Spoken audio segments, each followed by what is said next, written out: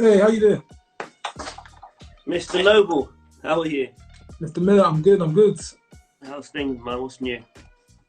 Uh, What's new? what's new in London? Not too much at all, believe me, not too much. Home, talking boxing, researching boxing, life don't really change from that. How's it for you out there? Listen, in about 10 days, in 10 days time, I would have been here for a year. Been here for a year, so yeah, just had to get used to a different way of living, away from my family, my friends, and just focus on Dillian. So yeah, So it's been a year. It's been a whole year now. You've been out there. Yeah, in about 10 days time, it would have been a whole. I came out the first week, I think, first or second week in March last year. Oh wow! Oh, yeah. so you was there pretty much the whole lockdown, everything. Yeah, I got that. I was at the gym at the time. I think I was in the gym with Dennis and maybe I think Dennis were home, my super featherweight, and I think Youssef, other super featherweight. And I got a call. It must have been about 4 or 5 in the afternoon, and Dillian just said to me, "Listen, I need you to come out as soon as possible." Flight got booked, and I think I left the following morning about 7. I think the flight was about 7:30, so I had to just grab whatever I had and go home, grab whatever I needed, and just go out. And that was it. Because remember the first date was. I think it's been so long now. I can't remember when the first fight date was. It might have been maybe May, maybe the first Povetkin fight, and then that got delayed, and it got delayed again. Yeah, it did. And it just didn't. At those times, the travel restrictions, you couldn't really go back and forth too much, so just ended up staying. I think in total, I went back to the UK between maybe about 12, 13 days in total last year, and that was it. That's how much time I've been home. So you spent more time in Portugal over the last year than you spent in the UK? Yeah, just 12 days. That's it. That was like my holiday, my break from work. That was it. How you finding Portugal? Are you getting used to the life out there? You enjoying the life out there? It took a while to get used to. I'll be honest with you. It took a while because my day-to-day. My normal day-to-day routine is, I go to my own gym, IQ needs them. And, I've got quite a few fighters, obviously spent years building them through the amateurs, then turned pro. We were out basically like nearly every couple of weekends we were on the circuit. I wanted them to be active. And, it's started off the year really well. Prosper defended his title in March. Youssef was on the undercard, so it was a great start to the year, and then the following week, I think that was the last show Steve Goodman was putting on. I think Yasser was the last. Yasser Alguina, my welterweight, was the last fight I had before I left to fly out of here. I think that was the 14th of March, maybe. Yeah, 14th of March. Yeah, and that was it. Maybe about a few days later, I was gone. So of course you're with Dillian currently in Portugal. How has it been? How have you kept in contact with your fighters to keep up their training, to make sure they're getting their work in, and to keep them just on path, progressing as professional fighters? Yeah, a couple of times. Yasser Arguin has come out and done a couple of training camps out here. Youssef Khoumaris has been out a couple of times, a couple of training camps, and so has Kay. So it was good that those guys came over. Also, my heavyweight Bremer was helping me out for the very first camp. He was out here for a good 6-7 weeks, and but apart from that, it's been quite hard. The only good thing is obviously because there hasn't been many shows. My fighters have been inactive, so it's only now recently a couple of fights have come up. Obviously Kay's got a big opportunity coming. Youssef's got a good opportunity coming up. So I've kind of had to oversee their training, almost like a virtual. It's almost I've been like a virtual coach, to be honest with you. Nick's been really good. The other head coach, Nick's been great. He's set up, a video so I can watch the sparring live and I can talk to the fighters in the corner, when they're sparring. So that's worked out really well actually. And then go back and just study footage and work on things you need to work on. And I talk to my fighters all the time anyway, so it's been okay. After listen, you just adapt, don't you? It's a different time, different climate. You just get used to it. Yeah, I was going to touch on that because three fighters that I'm quite familiar with. Of course, you've got Dillian Whyte, big fighter for Povetkin, which has now been on the 27th. Youssef Khoumaris is making his Sky debut, and it's a big opportunity for him. He'll take on Kane Baker. And then a friend of mine, former now friends, Prosper, early the other week's got big news that he'll be fighting for the European title in Barcelona. So it seems to have just picked up in the last 2 months for you, just like that. You've got quite a lot to get on with now. Yeah, I mean, after the couple of fights in March last year, it was just very, very quiet for everybody, though. For everyone in boxing, it was really quiet for a period. And then, I think Matchroom did a good job, and Eddie Hearn and Warren did really well, starting to get shows going again, shows behind closed doors. So brought some life back into boxing in a dark time. And I just say to all my guys, listen, it's things that happen when it's supposed to happen, and just be patient. But when the opportunity comes, take it. The only thing I wouldn't do in my gym, me and Nick have spent so long building what we're building. We had a conversation a couple of weeks ago. Combined amateur and pro as coaches, we've done about 470 corners. That's how much time we've actually put in the game. So I'm not just going to get a phone call from somebody, a promoter, and say, is this fighter available at like a week or 2 weeks notice? I don't need to do that. It's I've waited this long to get here. For me, as long as my fighters get the right amount of prep, I don't care how hard the fight is, but as long as we get the right amount of prep, I'm good to go. I know that they're always going to give 100%. Just talking a bit on that, tell me, where did IQ Boxing all start off? How did you guys come about? Tell us a little about the journey of how you and Nick brought this whole thing together, and now you seem to be one of the most known, popular boxing stables throughout the UK. Yeah, fast forward my early journey. I just go straight to my relationship with Nick. We both worked in education, and we had a discussion about boxing. And I told Nick about my passion for boxing, and I was quite interested in Nick's. He'd done sports science, and I said, we should run our own gym. And I'd already been coaching fighters, but I hadn't gone through the process of going through the amateur system or anything like that. I just wanted to open a gym and just start with some pros. But after we sat down and we talked about it for a while, then we said, let's get our badges and let's get things done properly and get our own gym. So we started working in other people's gyms just to get the experience. But after a short period, we realised that we didn't want to be working for anybody. It's very important for us to be our own boss. We had our own company. We already registered the company, and it was just about going through the process and doing things the right way and just making sure we had a plan. And so far, so good, to be honest with you. We're exactly where we're supposed to be right now. What year did you guys start? What year was you guys incorporated? When did IQ Boxing become an actual established business? I think we registered IQ Boxing Ltd. maybe 2012, maybe.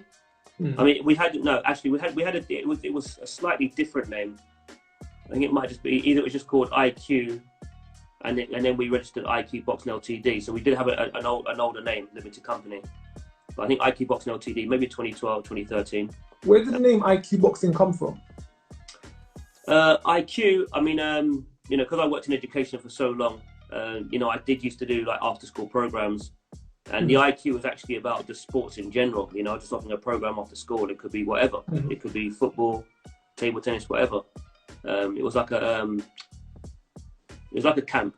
I used to do that during holidays and so on, and then just continue with the name and just say, just going to use it for boxing. So the name's all been around maybe since about 2000, maybe since 2006, 2007. That name's been around. It's been a long time. So before you were into the boxing game, you was doing teaching. You was working at secondary school, primary schools. Yeah, I spent years. I spent about 7 years in primary, and then about another 7 or 8 years in secondary. What was your specific subject you was teaching? I did English for a while, but I was also an SCN teacher, with like a special education needs. I was in that role for quite a while, and You know, I was a deputy for a while, head teacher for a very short space of time. And, you know, me and Nick had a conversation, and, you know, we worked together for so long, but we said that for this to really, really work, one of us has to be full-time. It's the only way it's actually going to work, because, you know, in education, you've got to put in so much time. And when you take on a senior role, you have to go to every meeting. It's a huge responsibility. It's not like you're leaving the building like 7, 8, 9 o'clock at night. So I said, listen, I've got to go. So I started filtering down my days. I went down to 4 days a week, then 3 days, 2 days, 1 day, half a day. And eventually I handed in my resignation and then went into coaching full time. What I find quite ironic about that is actually, before I came into boxing, I was into teaching a bit myself. Whilst I was at university, I was doing a few placements within schools, doing English class, doing PE classes, some science classes, just some of the stuff around the curriculum. And when I actually left England, I actually went to Japan to be a teacher for the year. I was working at a language school teaching English. So yeah, I've got some experience. Yeah, you mentioned that when I met you at Steve's the dinner award night. Yeah, we had a quick brief talk. So yeah. You know, it's rewarding. You know, it's the young people, isn't it? The people, the next generation. You know. And I can see that's how you've been able to make so much successful relationships with your fighters, because you already have that relationship of teacher-student. You've been doing that for years, so you understand it from both sides. How to be a mentor, how to be a teacher, how to guide these youth in the right direction into what they want to do and to get the best results out of them. Yeah, I mean, it was almost all scripted anyway, because you know, when I was younger, when I had my first coach.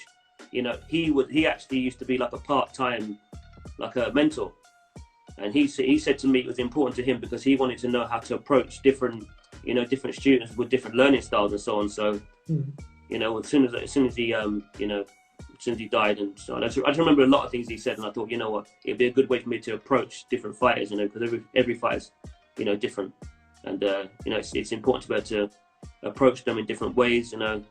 Some got short temper, some, you know, you have to explain things, some you have to do visual learners, you know, kinesthetic. Everyone's different. So, you know, it was a good thing. But it all came from boxing. You know, I didn't even really. That was another thing I wasn't even really that interested in getting into, was getting into education. But you know, just you know, sometimes things just fall into place. Like the whole situation sounds like now, being in Portugal, that seemed to all just fall into place. Quite a different setup from being in the school corridors, walking with many students around. Now being in the boxing environment, it's kind of going from one side of things to the other side of things. Now that you guys are in Portugal, just talk me through the day in the life or a week in the life of camp in Portugal, because you've been there for the year now. You've been living boxing all day, every day for the last 365 days. Just give us a talk through of the week. Yeah, you know, you're training, you know, basically every day. You know, you've got your morning session, strength and conditioning, then, you know, you just rest during the day, study, and then in the evening, back in the gym, boxing. It's not that much different to my own gym. I would say the only real difference is that everything is just at hand here. You know, you're on base, you're at camp. You know, I've got everything at my disposal. Everything. Like, you know, the strength conditioners are here, physios here. You know, the other two coaches. You know, everybody's here. Everything I need, it's just there. And I don't have to do as much. You know, when I'm in my gym, I've got to run around. I've got to basically do everything. Here, a lot of things are taken care of. It's just very professional. You know, it's different. I'm used to having to do everything myself. That's why it feels so different. But I'm used to it now. I understand the setup. It took a little while to get used to, but yeah, you know, I've been here long enough now, and I understand it. Now that you are in Portugal, and of course, I've seen all the strength and conditioning stuff. I've seen the gym. You guys got such an amazing setup. Have you got everything around you? Athletic track. One of the only key things which I think would be needed is sparring partners. With the restrictions that have been going on within the UK and the whole entire world, how has it been finding sparring partners to help out in the training? Yeah, like you just said. I mean, everything is on hand. But sparring partners, it hasn't been that difficult, to be honest with you. You know, you just got to. I mean, for the first couple of camps, wasn't so difficult. Obviously, a lot of countries now gone into the red zone, so you just got to be careful. You know, who you approach. You know, some guys can't travel into Portugal. You know, it's funny. Last year, very few cases with Portugal. It's one of the lowest cases in Europe. Now it's in the red zone. So I said, listen, the way boxing's going, it's like there's no. You can't just set dates and just say, you know, that's what's going to happen. Anything can happen right now, and you've got to just be prepared that anything can happen. That's just the way it is in boxing right now. Talking of anything can happen, on a point of that, so the original fight was meant to be in May. The first Whyte Povetkin was meant to be in May. That was delayed, of course, due to the pandemic. It did take place. Of course, now we've got the rematch. There's been 2 cancellations. So I understand that Povetkin tested positive for COVID, or he tested positive, and now, as of recently, it's been changed down to the 27th. There's been 2 delays. How do you think that has affected you, Dillian, the rest of the camp mentally, keeping that together? Not at all. Not at all. There's no over here. There's no distractions. It's just business. It's just work. The routine's the same every day. And to be honest with you, like I said, the way things have been good, you know, once you've experienced and got a feel of what's going on, you know, like we have, like last year, you know, fights postponed and so on and so forth, dates changing. Listen, you expect these things to happen, and you just keep working. You know, when the time comes, the time comes. I mean, these guys here have been around long enough. They're very, very experienced. You know, we know when to take it up, when to take it down. So it's not a problem at all. Obviously, it's a little bit frustrating because, you know, you just want to get in there and get the job done. But this is at the highest level. This is professional boxing. It's the way it goes. So, you know, we're just getting on with it. I hear that for sure. And you are working with some experienced bunch. You have got people out there who can do the job to the best. I understand you recruited Harold Knight to the team, former worker from Lewis's camp. Who else do you currently have in the team that's helping support yourself and Dillian get all the work done throughout there? Yeah, Harold's here, and got a Portuguese coach, Rodrigo, and he's got a lot of good fighters. You know, he's experienced, and both of them have been a great support. You know, it's what was needed because, like I say, back home I have everything in terms of I've got my own setup. You know, me and Nick, we always look after each other. You know, he's always there at every fight. You know, we train fighters together. And, you know, Dave is, you know, my main strength and conditioning coach. You know, he's done some great work with Youssef, great work with Adrian, Yasser, you know, Dennis, we're home. So, you know, I'm very happy and grateful with the team we've got, but I don't have that here. You know, when I say I don't have that here, everything else is there, but my own personal team, I don't. You know, I see. Coaches, you know, when you're a head coach, you know, you have people that you rely on, you know, that you have around you, you know, you have people that you trust. I needed to build something like that here because this is where Dillian lives. So regardless of what going forward, I'm going to be traveling back and forth UK, Portugal, you know, for quite a long time. And it was important that, you know, you keep that consistency, have a good team. So, you know, when I can't fill in the gaps, then somebody else is there. And it's a good thing that Rodrigo and Harold are around. You know, with Harold comes with a lot of experience. You know, he's been, you know, as part of the Lennox Lewis team, which is great. And he's a very easy guy to get along with. And you know, we just get on with it. And physically, you know, Dillian's a heavyweight. Rodrigo, the other coach, is a heavyweight. So you know, it's quite demanding at times. So it's good that we've got, you know, a boxing team as well. And obviously, fight night now. You know, I'm around a couple of people that I've been around for a while. So yes, I'm very, very happy with the setup. Very happy. Yeah, for the sounds of it, Dillian, since moving out to Portugal, it sounds like Dillian's got a really certified and strong setup around him. He's living, breathing boxing every day. Would you say that's something you would recommend for other fighters to move abroad, to get away from it all and just set up camp and train in another country, somewhere else? I think every boxer, you know, is their story and, you know, their journey is different. I know some boxers that work full time and they fight and they're still able to be effective. So, you know, what worked for one doesn't necessarily work for another. You know, if you're happy with the setup you've got, then continue. It's just like you know, with trainers and boxers. You know, if you're happy with the coach you've got, then continue. If you're not, then you've got to make a move. And sometimes you might have to travel quite far to train with that coach. But if that's the right coach for you, then it's not far, is it? You know, if that's what you really want to do. So if it gets the job done, if it gets results, then it's never too far, is it? It's all about sacrifices. That's what it is. You know, and I've had to make a huge sacrifice being here for a year, and you know, this will just show, you know, my team, you know, everyone that's involved with IQ that, you know, if you really want to be involved in boxing, if you really want to go somewhere, you've got to be willing to sacrifice everything. And if they see me doing that, you know, the things I spoke about years ago on the way up, I told everybody what was going to happen. You know, as long as you put in the work and the time, you know, good things will happen. So, you know, I was fortunate to get the head coach's role with Dillian. You know, I'm grateful for it. You know, it takes me to another level. And yeah, you know, just in a very good space at the moment. Obviously, just frustrated because obviously I lost the first fight. And but you know, we're in a good place now for this rematch. Well, of course, moving on to the rematch, and just a bit on Dillian. Dillian was at Miguel's when I was at Miguel's 2013 times. And he's been consistently grinding and working away, building himself up a name and getting to the point that he's at. And I've always found that Dillian's always been highly critiqued, despite doing everything he's supposed to do, beating the top guys, doing all that he's meant to do, being mandatory. He's always critiqued. Now, going into this fight, of course, Dillian now just has something to prove on this fight. He needs to get that rematch. He needs to show that he's still the fight he was before. As a coach and team, as a whole unit, do you feel that you're under any pressure to get it right on the night? I feel pressure to get it right every single fight. I feel the same about every single boxer that I have. You know, whether you're on a small hall show, whether you're on a TV platform, you know, to me, every one of my boxers' journey is very important. So I feel the same. I felt the same going into amateur fights. I feel exactly the same. It's you know, it's these fighters, they give everything, and you know, it's my job to give them all I have. And to work hard and be dedicated, you know. So it's, you know, you should feel.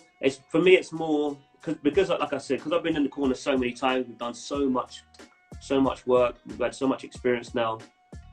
You know, it's more excitement to me on fight night than pressure. But of course, you know, the last week, you know, especially in the bubble, you know, you obviously start to get a little bit nervy. You know, you can't wait for the first bell to ring. But that's more excitement than anything else, you know. So, of course, we now have another 4 or 5 weeks till fight night. I'm going to assume you're going to tweak some of the training a bit to make sure that you're peaking, of course, during the 27th. You're going to get it all right. Anything more to add to the game plan? Anything more you guys are working on? Or any changes which you're looking forward to come the 27th? No, I think you know, we've been out here long enough. You know, there's certain things that I wanted Dillian to work on, you know, from the first time I met him. You know, had a conversation. You know, he wanted to improve certain areas, and now we've done that. You know, you could see the improvements in the first fight. You know, we just had more time to work on things. So, you know, all good. Just excited, waiting to go. You know, I was really just looking forward to the 6th because, you know, it was a couple of weeks away. We all were. Yeah, we just got to wait a little bit longer. But I said this is today's boxing. This is the way it's going. So just got to get used to it. Of course, Povetkin is a task in itself, so we're not going to talk about a look beyond or over Povetkin because, yeah, formidable opponent himself. I mean, to be honest with you, it would be irresponsible to talk past Povetkin for a couple of reasons. Like, you know, I've said it since the time this fight was made. This is the toughest fight of Dillian's career. You know, at this stage, because it's what Povetkin's done, what he's achieved. You know, we know he's only lost those 2 fights against world champions. You know, the guy is that good. You know, when he was coming up, you know, he had a couple of nicknames. You know, the White Tyson. You know, he's just a powerful guy, consistent. He's got a very experienced team. This guy is, you know, I felt the same. You know, when the fight was made to now. You know, I take this guy very, very seriously. You know, with age comes experience. It's something you can't buy. So he's learned every trick in the book. Tricks that you can't teach when you fight. Yeah, once we get this win, it will be the biggest win of Dillian's career. It's as simple as that. People can twist it however they want, but on paper, that's what it is, and that's the way Dillian's seen it as well. You know, this is the most important fight of his career. You know, he's beaten good guys up to this point. They're not as established. Very good guys. They're not extremely good guys. But they're not as established as Povetkin. Povetkin's done more to me. He's done more. You know, gold medalist, former world champion. You know, the record is the guys he's been in with, the guys he's beat. Everyone. He's been in with everyone. Everyone around the clock. Well, there you go. So as a coach, of course, as a teacher and a coach, I can understand you must have a lot of critique for your fighters to make sure that everything is done perfect, everything is done accordingly. And I noticed that in one of the fights that you've had previously with K Prosper, in his first fight with Sam Mason, it was a draw.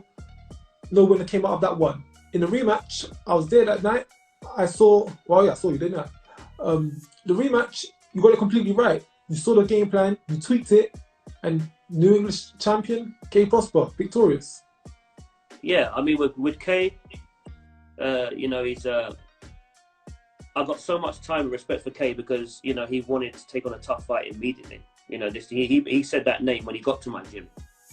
They said, yeah, well, we're gonna get a fight obviously just before that one to get us, you know, like win an eliminator, and then we'll go for that guy. Mm-hmm. But you know, he's been determined, and he's worked really hard to improve the mistakes he used to make. You know, it's been difficult. It hasn't been easy because K's, you know, he's been around a long time. The longer you've been around the game, the harder it is sometimes to change. He's had to change quite a few things, but K is skilled. Very skilled, you know, heavy-handed. You know, you've been in the ring with him, so you know. Mm-hmm. What he needed was he needed a teacher. You know, there's coaches and there's teachers. You need someone to break things down to him, explain to him why you need to do this and why you shouldn't be doing that. Mm-hmm. And you know, I spent a long time on K, and now he just looks, you know, he's a very confident. After winning that belt, now he's a very confident fighter. K believes that he can beat anybody. I believe that he can beat anybody, give anyone hell. And that's why we didn't hesitate taking this big opportunity. So, you know, really happy where K is. You know, it's just a shame, obviously, he hasn't boxed since March because I've been out here so long. I'm just glad that he did get a chance to come out and, you know, see Dillian's training camp, because once you see it, you know, you want to take your game to the next level because it is a completely different setup. You know, it's at the highest level. So once you've seen it, you know, you kind of change your mentality. So it's good for K. That's what Youssef Khoumaris, that's what Youssef did when I did his interview. He said just working and not being alongside Dillian in that camping environment, seeing how he trains, seeing how he sets everything up, raises his game to a whole new level. When you're rubbing shoulders with the elite of the crop, you're only going to pick up good habits and follow through on you. Yeah, and Dillian, he's taken a liking to those two. You know, he's seen the talent and he's seen how hard they work. So, you know, and Dillian respects that. So, yeah, it was good to have them around the camp. And those two, you know, when they spar, it's like elite level sparring. It's just technically very, very good. So, you know, yeah, those two are in a good place. And obviously they got dates. Just obviously I'm just a bit concerned about the other fighters. You know, Dennis Wahome, I was super featherweight. You know, he's supposed to be getting a shot at Liam Dillon, but there's no small ball boxing, so that fight can't go on. I've got another one I've got a featherweight Plamedy Miantiolo, national champ. He's just turning pro, just waiting for his interview with the board. You know, he's going to do big things. You know, I've got Yasser Alguina, welterweight. Want to get him down to light welterweight. Very talented 5-0. You know, trying to get him out. You know, he's a free agent now, so I know he's looking for a deal, looking to set himself up. You know, Adrian Redmond. Another 5-0 super middleweight. I've had Adrian at my gym. You know, when I opened my gym in 2013, he was one of the first boxers to walk through the door. You know, so you know, he needs to get going again. He's still signed with Steve Goodwin, so we're waiting for those shows to start up again. I've got Julio. You know, joined us maybe about a year ago, year and a half maybe. You're looking to get him out as well. So yeah, it's like, you know, I've got a big stable of fighters, and you know, and that's not even talk about the next gen. You know, me and Nick have got a boxing club, so this is a long journey. You know, we've got a lot of work to do, but you know, we're enjoying it. You know, we're enjoying it. Of course, sometimes it's not always about the destination; it's about the journey, and you never know where that journey is going to take you. I'm assuming 3 years ago, while she was in this boxing game, while she was possibly cornering Youssef at York Hall for the Goodwin shows, you want to think 3 years later, I'm going to be in Portugal for a year, getting ready for one of the biggest heavyweight fights of the year. Whyte Povetkin. Stuff like that, you don't see coming. No, I was expecting to be involved with big name fighters. Yes, by this point, I mean that was the whole point of being a full-time coach and being around and having good guys on the circuit. You know, good work travels. You know, I was with me and Nick were around so much. You know, it was like when our boxers box, usually and humbly, I'll just be honest. Most of the time when our fighters were on Steve Goodwin's shows, our guys were the best fighters. So you used to get asked, like, you know, who's IQ, who's this, who's that. Mm-hmm. So, you know, that travels. You know, the boxing world is small. You know, then when you do get on TV platform, again, it's a different world. So, you know, I was lucky enough to obviously be involved with some big name fighters with Don, so that was great.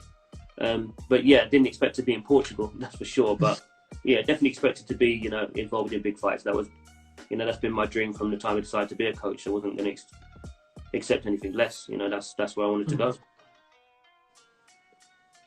So, of course, we can't speak too much into specific tactics, but coming into the 27th next month, what can us as the fans expect to see from Dillian that we never saw last time? What new are we going to see? You've had a year of training in Portugal, the conditions, the heat, the environment, everything around the setup, the nutrition, living it 24/7. What do we see on the 27th that we ain't seen before? I think you're going to see the old Dillian. Basically, you're going to see the old Dillian, but just with a few tweaks here or there. Just smooth things out here or there. But apart from that, you're going to see the same old Dillian. He's been good enough to beat good guys. Great guys. He's been beating great guys, undefeated guys, former world champion guys, guys that got a fair name guys. So yeah, I don't see that at all. Yeah, so Whyte, you don't have to change too much. You know, he didn't want to change too much. You know, we were on the same page. It's just obviously you want to just improve certain areas, as every single boxer should want to do. You go into the gym every day. If you're not learning, you're not getting better, you're wasting your time. So, you know, he's got the same mentality. You know, he's such a hard worker.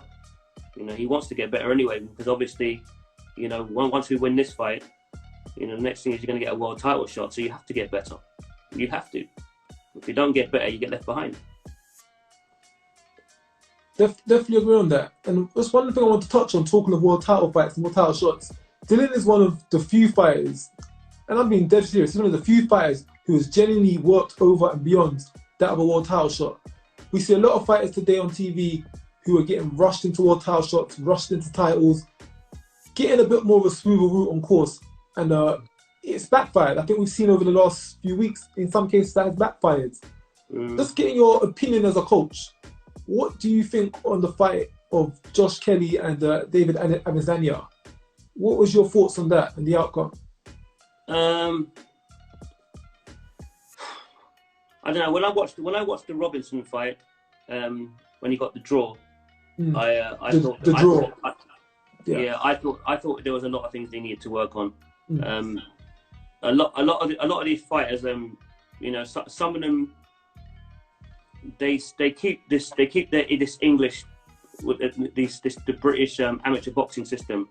You know, that style of fighting. Some of them they hold on to it too long, and then to make the transition to look like a professional boxer, that also takes a while. So, you know, it depends how you want to come into the game. You know, when we came in, we wanted professional boxing from the beginning. So all my amateurs, they box like pros.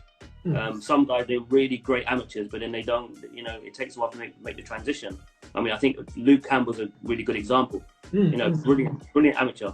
But it took him a while. I mean, now you look at him, you know, he works well up and down to the body, to the head, and he looks a bit more hardened as a pro. But at first, you know, it looked like it took a while for him to get going. So it just depends how you want to approach it. But I see, that's what I see with Josh Kelly. I think there's still some amateur habits there to me. That's just my personal opinion. I thought the stoppage was. I thought it was bang on. I thought, yeah. No, but you know, he's what's his coach's name again? Adam Booth. Adam Booth. He's been around for a long time. You know, he's had world champions. He knows what he's looking at, and he saw his fighter. He could see that he was, you know, slowly wearing down, and he looked more and more vulnerable, and he got him out of there, and it was the right thing. But yeah, it's a lot of casual fans or people that don't really know much about boxing. They don't understand the difference, you know, with being at domestic level, then Commonwealth, European, then world. You know, each leap is massive, absolutely massive. You know, you could be a really good fighter, but you might only be good enough just to be domestic level. Maybe British level that might be your ceiling. Some guys go on to be European, like Avanesian.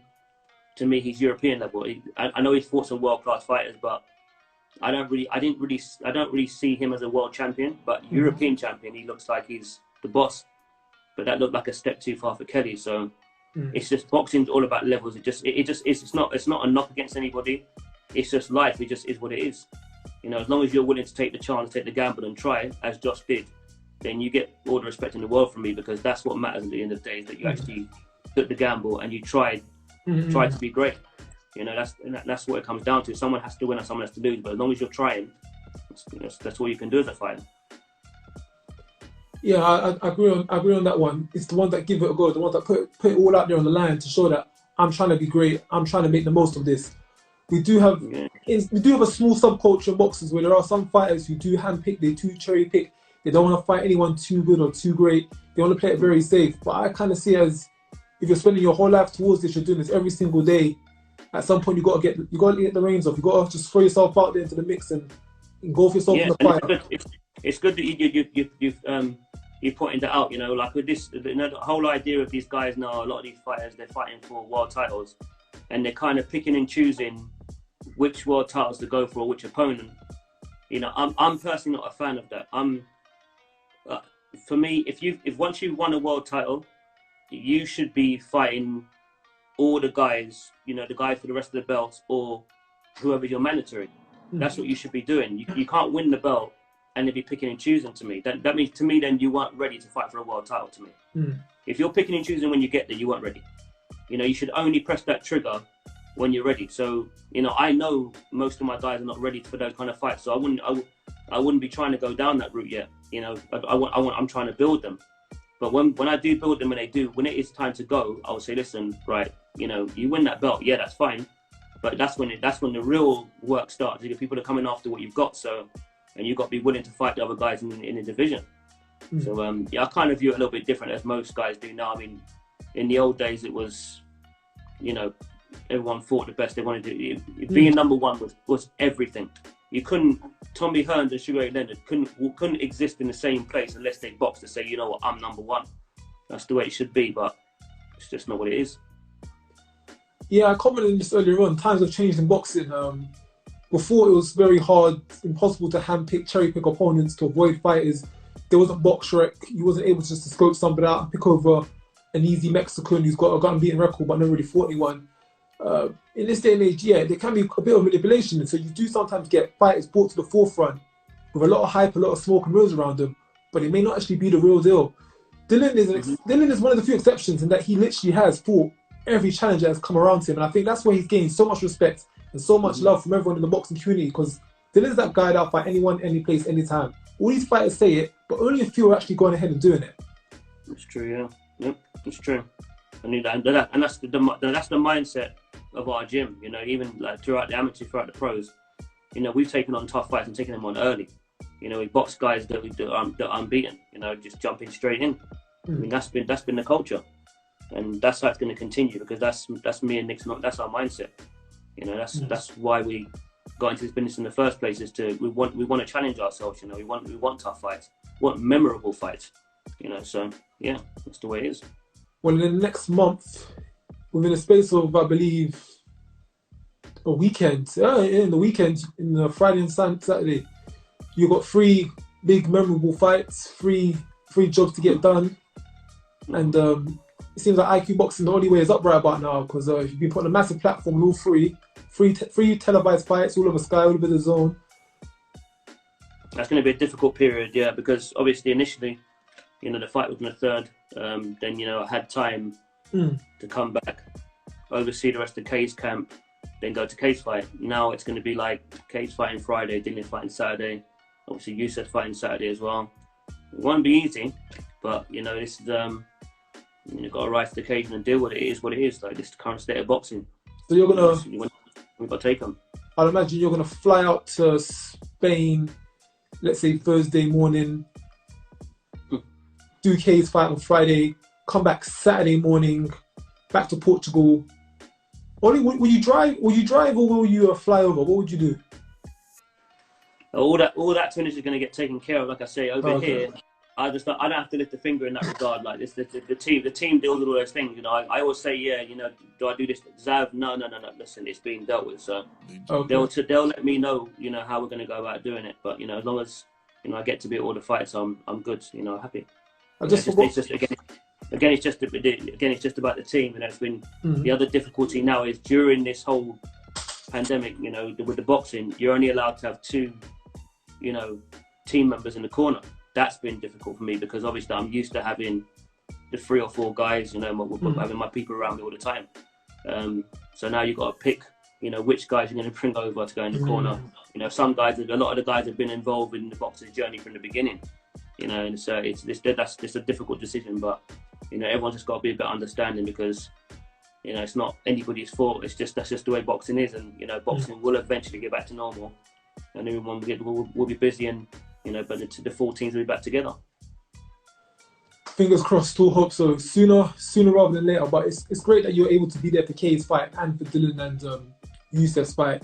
Get to see all feeling through their fights. Like I said, big occasion, big moments. These could be defining moments in their career. Youssef wins this fight. I was saying to him, potentially end of this year, you could be looking at you could be looking at a British title. Kay wins his fight. You're now in the top 10. World champions be looking for someone just to pick out. Dillian wins this fight. I see no reason why he ain't fighting one of the big guys. Well, when he one of the big titles or fighting for the big titles next. So big time for IQ boxing. Yeah, you just got to be in this game. You just do be patient and just wait your time because it will come. You know, it will come. But you know, the business of boxing makes things difficult at times. But you know, as long as you understand the business that you're in, you know, you understand it and you just deal with it. You know, like I said, people have been in mandatory positions for a long time. This is not new. You know, Jose Lucigan, you know, he boxed Matisse. He was WBC #1 for a long time. Yeah, I know. I see that fight. Never really got the shot he was supposed to get. So it's not the first time it's happened. It's been happening in boxing for a long time. Some guys just get, you know, palmed off. That's just the way it is, unfortunately. You know, some guys are just not as favoured. But you know, what all you got to do is just wait your time. When your time comes, you've got to grab it with both hands because you might not get another one. Definitely, boxing's, well, from being there myself, yeah, boxing's one of them sports. You can have all the talent in the world, sometimes just the opportunity, the timing, the people around you, the team. There's so many factors, so many factors. And you guys being out in Portugal, you know, a lot of people look at your position and think, oh, Dillian's found on Sky, Dillian's got his own place, he's training all day, he's got Xavier, he's got Harold Knight, everything's going cool. A lot of people don't know the mental side that you face as a boxer every day, living up to your expectation and carrying this all out, being patient, waiting, grinding for these opportunities to come. A lot happens between fight dates. A hell of a lot can happen between fight dates, and many people don't understand that side. And if you're obviously for the boxer, they can only talk for themselves. You know, I know it's difficult, but it's also really hard for coaches because, as I say, you know, there's you know, you work so hard to get to a certain position, and then you get these questions, you know, about experience and so on and so forth. Like most time, you just laugh it off, but most people don't understand the journey or what it took to actually get to where you are. You know, it's been hard. You know, even the amateur system, even us, you know, opening a new gym, you know, trying to break a new club into an establishment that's been running for years and years, decades and decades and decades, is very difficult. You're going up against the likes of Repton, you know, Finchley, you know, all these clubs have been up for years. So yeah, you know, it wasn't easy at first, and it was like. At the beginning, it was like, who the hell is IQ? Like, who do these guys think they are? You know, because we'll go in there and obviously, you know, the boxers that we had were good, but you know, you just got to keep grinding and grinding. Eventually, you'll get that respect. So that was I'd say that was the most challenging period for me and Nick was actually opening our own club and then having to just exist in that world and, you know, be involved in tournaments and stuff like that. It weren't easy. You know, a lot of coaches don't have. You know, they're well known because they're on a lot of TV platforms, but a lot of them haven't put in the time that I put in. They didn't start boxing at the age that I did. You know, they didn't run their own gym for years. They didn't enter a load of tournaments. They didn't have fighters out, you know, building fighters from scratch through the amateurs up to professionals and then fighting, you know, for domestic titles. They didn't do that. But you know, you get these strange questions sometimes. But you know, like one of my friends said to me, you are where you're supposed to be because that's your position. You know, there's no luck. You know, you work hard, you put yourself in a certain place, and things start to happen. You know, and I'm just grateful that I've had a lot of support. When I say a lot of support, especially my sponsors. You know, I've been out here for a year. Tiger Bay, Ealing Boards, KMT, Bravos, big shout out to them because that's my boxing glove company. You know, Anis from Bravos has been sending me out all my gloves, all my coaching gear, you know, just looking after me, you know. So and the same with Tiger Bay, you know, these guys all, you know, sponsor me and look after my journey. So I'm just grateful to them and grateful to everybody that's associated with IQ. You know, all the boxers as well, you know, they've had to be very patient. Been out for a year now. A lot of these guys haven't had a chance to fight. You know, they're having to go to the gym here or there, do their own training. And I respect them, you know. It's you know, a lot of guys are sitting around, and unfortunately, you know, I don't want to say it because it's negative, but this virus has killed a lot of fighters' careers. Oh, definitely. A lot of fighters will not recover from this. Yeah. They won't. You know, a lot of them can't. They could. A lot of the journeymen as well. You know that they were working every week. There's no shows. There's no money. You know, fighters, if they don't fight, they don't get paid. And a lot of them are going to have to go and look for jobs now, or, you know, they might well have lost their prime. It's a sad state of affairs. That's why I don't complain. I'm just grateful that, you know, I'm busy and I'm here. During probably one of the most difficult times for athletes around the world, yeah, it definitely seems like you fell into a good position just as this all started, just as it all kicked off. So you've been able to continue your dream, live up your ambitions, keep up working, support the guys around you, give them opportunities, put them on shows, and yeah, keep the ball rolling as minimally. That's the plan, and that's the plan. I mean, ultimately, I mean, obviously my last two goals are, you know, obviously, what coach wouldn't want to eventually have a world champion? I'd love to have a world champion eventually, and you know, the other one is, you know, I'd love to. I want to do my own show, promote my own show. You know, we're in the works of doing IQ promotions with me, Santos, and Nick, and you know, we were actually just planning our show before this whole pandemic. We were actually going to put on our own show, and in conjunction with another promoter. Would that be in the UK or Portugal? UK definitely, and you know, it will basically be an IQ boxing show, but like all the our fighters at my gym, that's the show that we want to put on for them. And if it's got to be behind closed doors, then so be it. You know, we're going to reach out to a lot of sponsors to try and get all the, you know, the costs covered and so on and so forth. But we have got a couple of ideas. You know, we've got an online idea that we've got. But if crowds do come back, then obviously all the fighters are going to be on the bill. They bring all their people, and that would be a dream of mine to have our own show, exclusively our own show. And if we can get like a title fight on there, or, you know, like a Southern Era or English title fight like that, that would be, or even like an IBO international title, whatever it is, that would be another huge achievement, and that's what we're looking to do. If you need any media presence there, I know a guy. Hey, listen, honestly, Rakeem, honestly, with these, like I was saying to, I said to one of the boxers earlier, you know, it's all great doing all these interviews with IFL and Sky and so on and so forth, but, you know, I know you guys in particular, you know, you put your own money into this, you know, and put a lot of time, a lot of effort. You know, if me doing an interview helps your channel, and it's not much out of my day to just say yeah, it's not a problem. You know, I'll never turn down like an interview for one of the smaller platforms, unless of course it's one that I just don't want to do because I don't favour that channel in particular, or maybe they might have said things that are a bit disrespectful towards me or my team. Then obviously I wouldn't do it. But generally, I want to help, you know, the guys. And what people are not understanding is that it's people like you now that are going to keep this sport alive. I'm telling you, because it's all social media based now. You know, some fights are being made online, you know, on these channels. That's where it's going. And the more my fighters, you know, are on these channels, you know, and you build up your fan base, the better for them going forward. You can imagine in 3-4 years' time, you know, people are not going to be picking and choosing which interviews they're going to want to do. They're going to want to do all of them because they know it's going to contribute towards, you know, a show or making a big fight. So people have just got to be sensible and just get on the train. one thing that we've definitely seen over the last few years in sports, media, everything, is that online presence is almost everything. Some fighters have a whole career based around being an online presence. You look at their boxing record, maybe they've not versed anyone that great, but they're following the people behind them. They have so many people. They have so much of a following, putting money in their pocket. And that's a lot where it comes down to. And that can really help for fighters who are very good fighters. I say that was the one thing that frustrates me about my gym. Because, you know, Nick, my business partner, you know, we sat down and spoke to all our fighters and told them from the beginning, like, while they were amateurs, we said to them, we're going to go pro. You guys, please put the time in, build up your social media, because this is where me and Nick are going. You know, I put a lot of time into, put a lot of time and money into my own, into Facebook, into my own Instagram, you know, because I knew where boxing was going, you know, and everyone now is having to play catch up. But you've got guys like, you know, Florian, he's got massive following. Look what that's.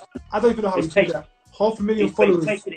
But it's taken him to the next level. And now he's, you know, he's on Sky and people actually want to see him. And because his following is so big, when the crowds do come back, of course they're going to want to book him. You know, this is a business, and that's the only part that actually does frustrate me, because a lot of guys are not going to get the opportunities they should get. The talent's there, but they don't have the following. So a lot of managers now, even managers, you know, you call them and they're saying, yeah, you know, that it's a good fighter, so on and so forth. How much Instagram followers have you got? And you know, a few years ago, it would have been like, what were you talking about? But now, it's not gonna do anything. But now, listen, a lot of that converts to ticket sales. So of course, if you don't have a big following, or at least have a legit following, you don't even have to have the biggest. But even if you've got 10,000 followers and you sell 300, 400, 500 tickets, you're good. You know, that's going to be appealing to them. But if you don't, you're going to struggle. Then you're going to be in 50-50 fights, 70-30 fights. You've got to take fights on short notice. Listen, this is what happens if you don't listen or take, you know, the advice you're given early, then you're in these sort of predicaments. But you know, that's just the way it is in boxing. Boxing's evolving inside the sport, outside the sport, all around. Things are changing, and yeah, it's just about keeping up and keeping with it. Marky is a very good example of a guy who he's not a bad fighter. He's still got a lot to learn. He's coming a long way. But just from having that big platform behind him, just from having so many people wanting to see him in that place and probably nudging Eddie Hearn to put him on, he's now got opportunity at 6-7 fights to showcase himself and now grow and develop into that role while he's on Sky Sports. Lots of fighters. Yeah, Florian. Is that Florian, yeah? Yeah, Florian Marky, yeah. Yeah, as long as he stays clear of Chris Congo, he'll be fine. Congo is a different level. That's a different level. I don't think, you know, yeah, he's not there yet. Florian's not there to be fighting the Chris Concos, the McKinsons. I think a good fight for Marky would be Samuel Antwi. Samuel Antwi fought on the MTK show on Friday. He won the English title. I think that makes a lot of sense for Marky to go on in that route. They're probably at crossroads, both at similar levels. I think if Marky wants to make a statement against a name that's now got a bit of notice, he should be fighting Sam Antwi. That's a good one right there. I made one of my friends a lot of money the other day. I said to him that Antwi will stop Tetley in 8 rounds. You know, they made a lot of money. I don't know how I guessed the round right, but I'd watched the clip of Tetley, but I know Antwi because Antwi's come down, sparred quite a few of my fighters at my gym, so I know how good he is. And I was really happy for him. He just actually sent me a message about 10 minutes ago saying, you know, thanks for us. On that night, I sent him a message saying, congrats, you know, done a really good job. You know, but he's again, like you say, that's a tough fight. That's a really, really good fight. It'd be good if it can happen, because I think Sam Antwi, I think he's managed by Caldwell. Yeah, he's managed by Caldwell. He is. Yeah, so that I don't see why that fight can be made. Obviously, Caldwell's got a very good relationship with Sky, so yeah, to me that's a good fight. Definitely. If I believe Sam Jones manages Marky, is that correct? Yes. Sam Jones got good contact with Matchroom. David Caldwell manages Sam Antwi, very good with Matchroom. If you guys are hearing this, if you ever see this, Sam Antwi, Florian Marky, make it happen. That's a fight. That's a good fight. He's got quite a few options. You know, there's good fight in that division. There's really good fights. I mean, I'm not sure if Yasser is gonna go down to super, you know, like welterweight. But Yasser's a welterweight at the moment. He's 5-0. You know, Yasser's good enough to fight them guys as well. So, you know, it's gonna get very interesting this year and next year. That's for sure. Welterweight is. But welterweight, I say welterweight in the UK is probably one of the most crowded weights. There's more talent. There's more talent than there's opportunities, and there's so many good fighters out there. And unfortunately, some of them aren't going to get that breakthrough because there's just too many of them. There's too many. Like we saw Kelly, Avesanya, Congo, McKinson, Antwi, Chris Jenkins, who holds the belts in those divisions. We've got your guy. So many fighters are coming through in that division. I'm not sure how that one's going to shape up. Conor Bentley as well. He's there. I've got another welterweight. You know, Kian Tech Thomas. You probably would have known him on the circuit a couple of years ago. Yeah. Did he stop? He stopped for a while. He stopped. He's just picking things back up again now. I know he is. He's hot. You know, but he had a few issues to deal with, family issues and so on. So he would come away from boxing for a while. But I would say by maybe September, October. You know, again, he's a free agent, so I'll be looking for a deal for him. But yeah, he's a very good fighter. Very good. So it's looking promising. It's looking promising because I think a lot of people would look at yourself and see Dillian and they think, oh, that's his only fighter. No, this man's got a catalogue of fighters. He's been working with from amateur days, from grassroots levels up until now. He didn't just start at Dillian. You've been training a lot longer before Dillian. 400 rounds, you say you've been cornering. It's over 470 fights altogether, amateur and pro is now 400. It just sounds mad. That's because we've just been so busy, and we've had the same attitude and the same ethos for the amateurs to the pros. We just wanted to get out as regularly as possible. You know, when my fighters did turn pro, we wanted to get them to. I made sure I went with Steve because Steve had regular shows, so my fighters could be busy. I wanted to get that experience and also understand what it was to have to sell tickets. You know, a lot of these guys, you see them on TV platform now, you know, they had to do a lot of hard work at early stages. You know, sometimes, you know, didn't make enough money to pay the promoter, had to dig into their pockets to make up the rest. You know, but that's the business. You know, you get to find out who actually really wants it. That's when you find out. You know, if you really want it and you believe in yourself that much, you know, you'll put your hand in your pocket and do what you got to do. You know, very, very important part of the journey. Very important. I'm very, very familiar with that. I know many fighters, been around many fighters who, when it comes down to fight night, it's like, you know what? I'm going to see this as an investment. I'm going to invest in myself because if I don't put this money in, I'm not going to fight and this career don't progress.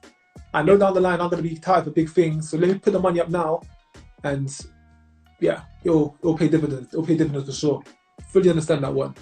A lot of fighters won't talk about this whilst they're active, but that does happen with a lot of fighters. A lot of fighters sell tickets. When it comes to maybe the last bit, they don't sell those tickets, put the money up themselves, but it's an investment. It's an investment in yourself. If you're going to invest in anyone today, invest in yourself.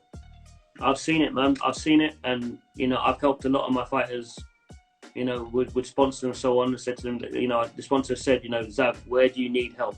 I say, listen, if you buy 5 or 10 ringside tickets for this fight, for that fight, it'll be a huge help because then they've only got to sell maybe 30 standard tickets and they're good, you know, then they can break even.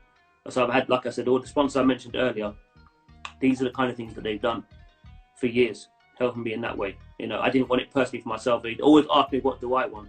I said, listen, if you help my fighters, you know, because I know that part of it is hard. And obviously, the less stress they have dealing with that side of the business, the more they can concentrate on training and they can perform better. So that was really important to me as well. I think it's a beautiful thing when the cycle goes full circle. Fighters like Kane Baker, Youssef Khoumaris, they're going to fight on the 27th. But both of these fighters, they started off with a small hall, home fighter, away fighter route, and they've had to grind, sell the tickets, take last minute fights, and now they've made it all the way around to a pay-per-view show headline for an interim world title. So you appreciate that's going to be a war. That fight's going to be a war. That fight's going to be a very good fight. That fight is very, very good fight. I know Kane and Youssef. Yeah, I couldn't call that one. That's going to be a really good fight. Like I said, whoever wins that fight, by the end of 2021, they could be targeting or going for a British title. I think that's the kind of level that it shows them at. They're both at above English level. They both had encounters with English level titles. So whoever wins this fight here, they can definitely title themselves for a British title with a fight maybe tune up. Yeah, Youssef's going to beat him up. That's for sure. Youssef will beat him up. He's a level above him, and he's going to show it. So, looking forward to that fight. It's going to be a very tough fight. You know, these guys at this level, they're game. You know, they're going to come. You know, Kane Baker's not as skilled as Youssef, but you know, he's got a lot of experience. Been in there with a lot of good guys. So, you know, Youssef's going to have to be on top of his game, but you know, he's ready. He's ready for big things, Youssef. So that's going to be a good fight. So, something Youssef pointed out to me. Me and Youssef actually sparred back in the day, which I had no idea about until he reminded me about it. He was like all stars for a bit. We've done some rounds then. Yeah, because he's mad. He's just sparring people that are way out of his weight division and stuff like that. I put a stop to that when he got to my gym anyway. I put a stop to it. I think Youssef. I started training Youssef when he was all stars, but he used to go to Wembley Boxing Club as well, which was round the corner from his house, and I was actually doing a bit of coaching at Wembley. So I met Youssef when he was about 15, and then slowly but surely, when I opened my gym, I think when I opened my gym, Youssef was 16. So then Youssef, left All Stars and came to my gym. So I've known Youssef since. Well, I've actually known him before that because I used to be All Stars myself. So I've known Youssef and Malik, the two of them, since they've been about 12, 13 years old. So been around with these guys for a long, long time. It's a small scene. This boxing scene is real small, and especially in London, it's even smaller. Definitely. Well, Mr. Miller, I've taken I didn't expect it to be this long. I've taken an hour of your time. Thank you for contributing your time, your input. Let me know what's up. Of course, the fight, I was going to say 2 weeks, but the fight is now another 4 or 5 weeks away. Possible check-in with you before the fight, just to see how everything's going. Of course, 3 big fights coming up, 3 big names extended to be made. All the best with training. Keep doing what you're doing. Tell Dillian I said, smash it actually out the park. We'll check in some point soon, yeah? Yeah, you keep doing what you're doing as well, man. But yeah, thanks for your time. Take care. Most definitely. Oh yeah, and big shout out to all the fighters in Portugal as well. I've just seen Yuri, Octavia. These guys have been great. They've looked after me while I've been out here. So thanks to them. But yeah, man, we'll catch up soon. Take care, man. Take care.